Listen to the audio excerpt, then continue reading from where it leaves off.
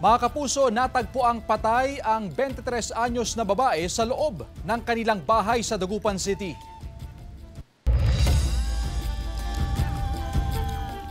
Ang biktima nakataob at nakakumot umano sa sahig ng matagpuan. Nakatutok CJ Torida, exclusive.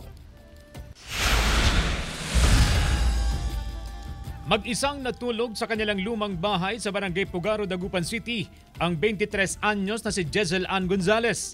Alas 6 na ng hapon kahapon nang magtaka ang kanyang ina na hindi pa lumalabas ng bahay ang kanyang anak.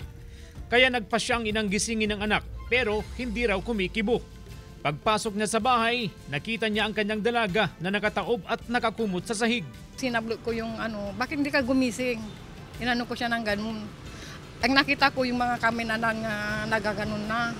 Ayon pa sa ina ng biktima, magulo ang buhok at namamaga ang mukha ng anak. Base po doon sa physical examination niya doon sa body, mayroon pong injury yung victim natin dito sa may part ng nguso at sa may kanyang bandang leeg. Hinala ng pulisya, sinakal at sinuntok ang biktima.